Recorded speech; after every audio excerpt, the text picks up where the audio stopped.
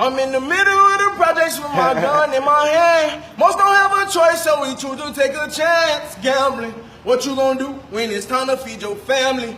You gonna go handle it by gambling. We gambling, gambling, gambling, gambling. Hey, it's hard to focus on your grind, cause you got everything on the line. You gambling. Imagine being this talented, but you wouldn't even release your own music. The story of 20-year-old phenom artist Rod Wave is like no other.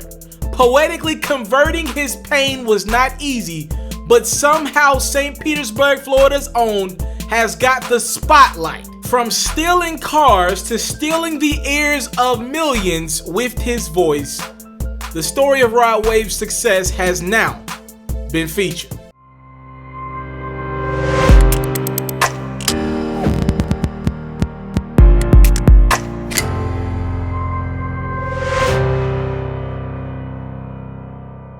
Rodarius Marcel Green grew up in the streets of St. Petersburg, Florida.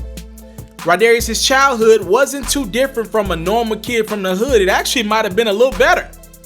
Though his dad and mom were separated, according to Rod, they did the best job they could as co-parents. His dad was a hustler in the streets and actually kept Rod fresh, even copped the new J's from time to time. We didn't really have to go through no shit. You know what I'm saying? Everything was sweet. Christmas, you know what I'm saying? Everything was sweet. School clothes, everything, you know what I'm saying? But then we went to prison and my mama moved us, you know what I'm saying? Shit was kind of, you know what I'm saying? You start recognizing and understanding. Moms did a shit now, you know what I'm saying? But you see shit a little different, like Christmas ain't the same, you know what I'm saying? Shit kind of, you know what I'm saying? Grandma got to step in and all kind of shit. And then as you get older, you know what I'm saying? I'm so used to, you know what I'm saying? The new J's, the this, that, and the other. And then you coming up around the niggas who my age hustling, they got all this. You know what I'm saying? I miss that shit. Like, damn, bro, I used to have them J's too. You know what I'm saying? Now them niggas in the hallway with the new shit on where you like, damn, boy, I gotta get right. But things went south for Rod quickly. Rod's father got sentenced to 6 years in prison right before Rod went off to middle school. Rod actually would Google his father's name while he was at school. Marijuana, witness tampering, attempted murder, all things Rod claimed he saw next to his father's name upon Googling why he was locked up. One day his teacher finally had enough of his Google searches. She told his mother on him, writing in his agenda book, "Your kid is at school Googling information about his prison father. Are you okay with this?" Rod's mother warned him to stay off the internet. Green started to look for a father figure to replace his pops temporarily. His pops tried to still be there for his kid, but Rod admitted it was a fail because his presence was gone. When his pops went to prison, his Uncle Derek took him and tried to be the father figure in his life, but then his Uncle Derek went to prison. So he attached himself to the women who held those men down. But their love was not enough. The street still put its arms around young Rod Wave. He was too young to get a job. His mom was struggling. Bills needed to be paid, and to Rod, the street seemed to be his immediate answer. But that's easier said than done when you're watching your homies flex drug and lick money. Imagine having no father around and you seeing dudes simply break into cars and sometimes coming away with $500, $600. Rod copied his homies, and soon after he got arrested. In the 9th grade, he got hit with an armed burglary charge and deadly use with a firearm charge. According to Rod, he ended up in a juvenile detention center for some time. While he was locked up, his dad actually came home from prison. Now the father looked at his son, unfortunately following in his footsteps. And he sat me down and was like, man, listen, he came to see me actually and was like, bro, this shit you doing serious, bro. Like, yes, they gonna send your ass to prison, bro. Like, that shit spooked me. You know what I'm saying? So, but they let me walk on that one. You know what I'm saying? Like, but, you know what I'm saying? They were like, bro, your ass get in any trouble, boy. They gonna do it to your ass. Rod would end up getting one of his charges dropped, which allowed him to go back to school while being on house arrest. With everything going on in his personal life, Rod needed an avenue to vent to. His brother was into music, but always encouraged Rod himself to give music a shot since he always had a very strong voice. I gave my brother the plug, he my cousin the drug. I show my brother the love. He showed my cousin the love. That's how it go in the street. But when you fucking with me, I got him in for the cheap and got him going in a week. I traded sleep for success. I traded grind for the rest. Walk in the mall standing tall, ready to blow me a check. Don't have to like it at all, but bitch, you're gonna respect. All that I want is a check with nothing more, nothing less. So we knew he had a voice, but what could he do with it? He allowed one of his close friends to put one of his songs online just to see what people thought. Soon enough, one song became 4 songs. And before long, St. Petersburg had an artist of their own in the game. Rod Wave. I'm knee deep in the game, these niggas in the way. I've been chasing after change, I love that in the state. I've been in and out of town, I ain't been home in days. I've been in and out of town, I'm trying to get paid. Rod would take that pain into the studio, singing and rapping heartfelt lyrics that hit your soul. Then one for my niggas up the road. Hold on, my nigga. I understand it seems so long. But stay strong, my nigga. He said, life goes on. You're not wrong, my nigga. But I need you. No.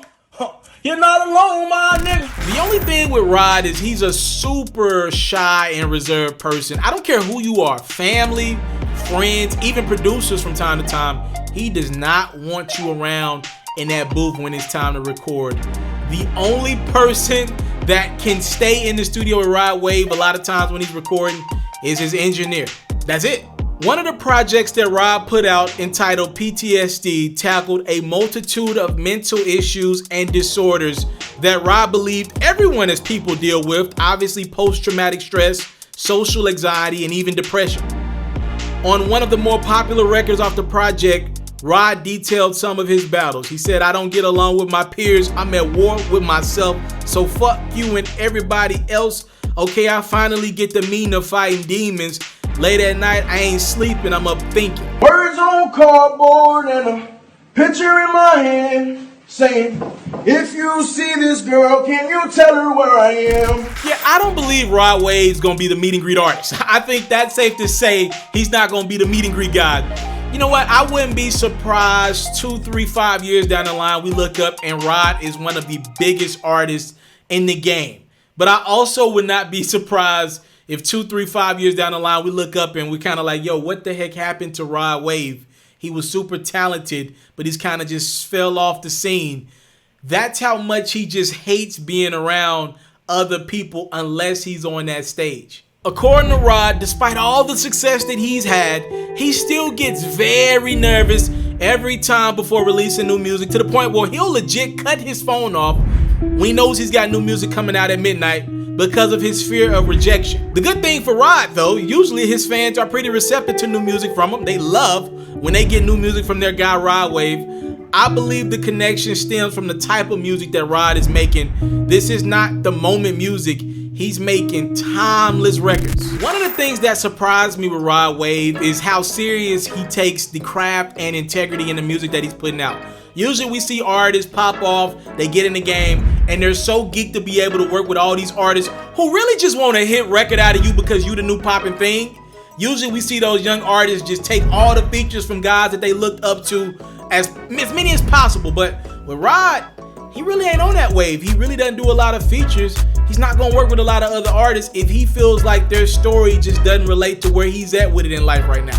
You got some old party ass shaking shit. I ain't really trying to do no song with you for real because we ain't got shit in common for real. Yeah. Or you might got a nigga who might saying something, nigga, I'll pull up on your street and shoot you in the head shit.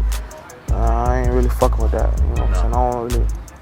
Not because I ain't on that, but I'm trying to spread another message, you know what I'm saying? These little niggas catching elbows out here, you know what I'm saying? They losing their life, you know what I'm saying? Mama losing their kids and shit. So I'm on a platform now where if I say some shit, a lot of motherfuckers gonna hear it. Rod's keeping that same energy with every artist. I don't care who you are.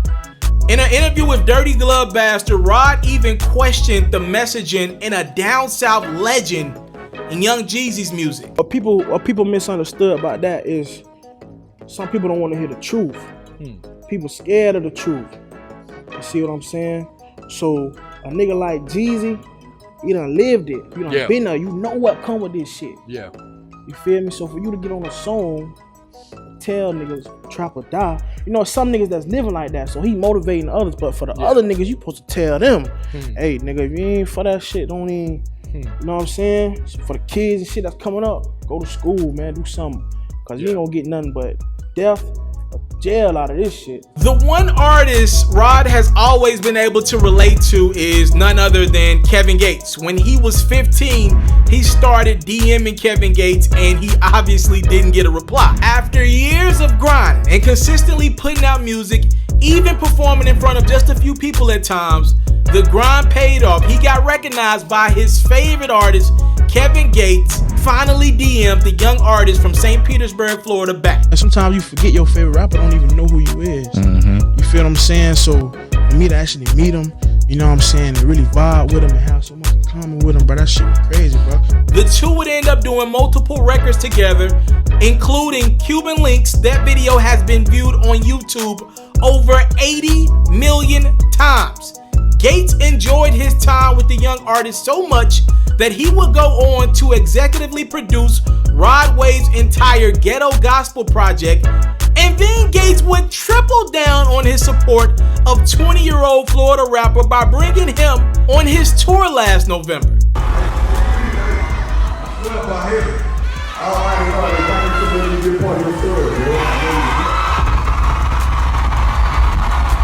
What's up, man? What's up?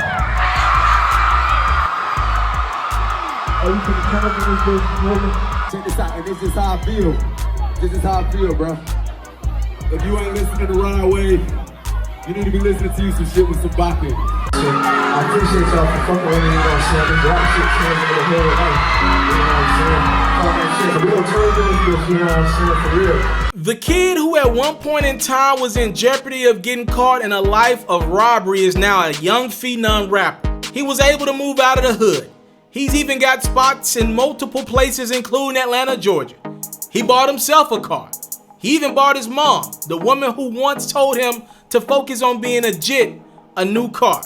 If nothing else makes you happier, this should. I mean, this type of stuff you live for. His new album, Pray for Love, debuted on the charts at #2, only behind pop star The Weeknd. Technically, Rod had the most streamed album that week though. Despite all those feats, his biggest accomplishment just yet might be the work he's putting in on his mental health.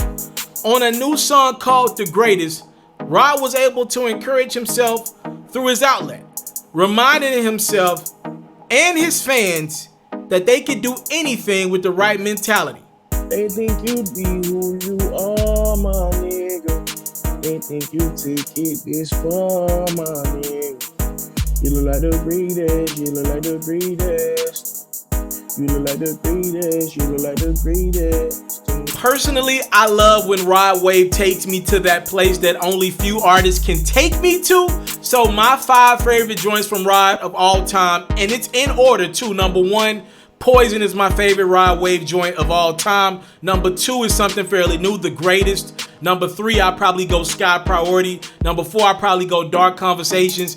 And then #5, something still fairly new as well, Pray for Love. They're my 5 favorite Rod Wave joints. And my favorite project from his all time is Ghetto Gospel. As I mentioned earlier, that bad boy was executively produced by Kevin Gates in totality. But I want to know what you like from Rod Wave. What's your favorite project and your favorite individual track from one of the young up-and-coming great talents we got in the game right now in Rod Wave? Please let me know in the comment box below.